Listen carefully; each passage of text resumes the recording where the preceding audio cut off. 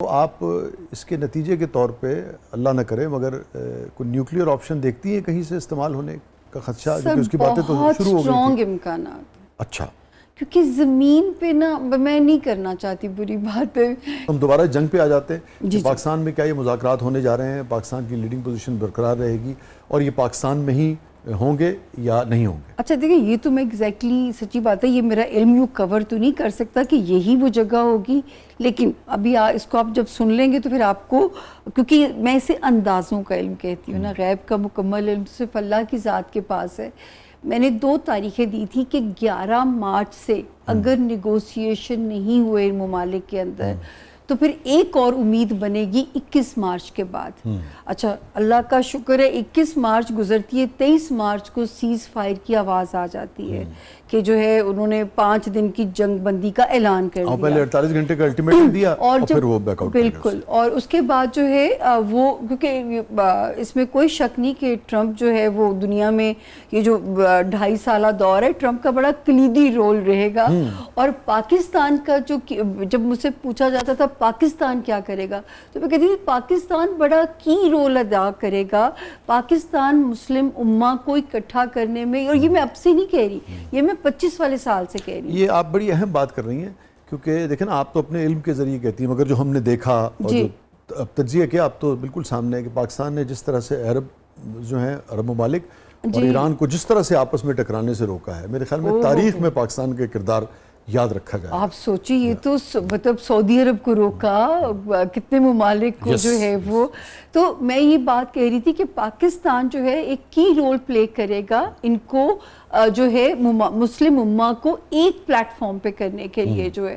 تو اب آپ آوازیں سن رہے ہیں اس چیز کی، اور یہ چیز ماشاءاللہ بڑھے گی، کم نہیں ہوگی، بلکہ یہیں سے وہ دور شروع ہوگا۔ 30 جون 2026 سے جب میں کہتی تھی، میں نہیں، اشفاق صاحب کہتے تھے کہ یورپ سے یہاں لوگ رزق کمانے کے لیے آئیں گے۔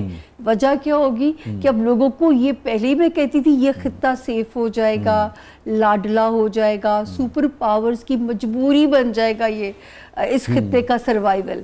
تو اس کے نتیجے میں سرمایہ بھی آئے گا، وسیع شاہ صاحب، سرمایہ کاری بھی آئے گی، تو روزگار بھی بڑھے گا۔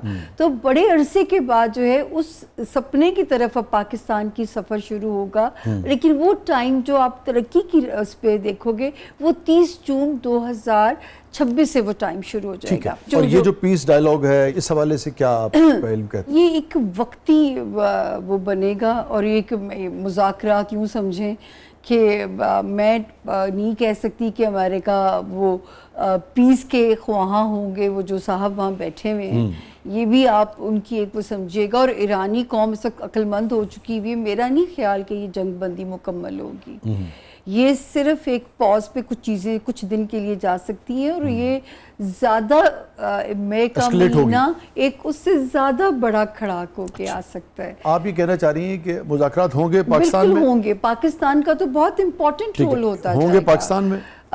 یہ دیکھیں، پاکستان کا ستارہ تو بہت اچھا ہو گیا 21 مارچ سے، پاکستان اپنے سیف زون میں آ چکا ہے 21 مارچ سے، تبھی 21 مارچ کے بعد ہی ایک نام ہمارا پھر سے دنیا میں آنا شروع ہوا۔ تو مجھے اس کے امکانات تو بہت نظر آتے ہیں کہ کلیدی رول اس ملک کا ہی، ہمارے ملک کا ہی ڈنکا بجے گا، لیکن یہاں ہوں گے یہ نہیں ہوں گے، یہ میں نہیں کہہ سکتی کہ۔ ٹھیک ہے، اور اس کے نتائج آپ یہ کہہ رہی ہیں کہ وہ بہت اچھے آپ کو نظر دیرپا نہیں ہے سر، دیرپا نہیں، یہ ایک وقتی اور عارضی ہوگا۔ کتنا وقتی اور عارضی آپ سے؟ سر میں خطرناک لگ رہا ہے بس، اچھا کہ ہاں میں خطرناک لگ رہا ہے، اس سے زیادہ پھر اگر جو ہے، کیونکہ اب زمین سے سکون والا جو ہے نا کہ زمین پہ پیس رہ جائے، وہ اب نہیں رہنا۔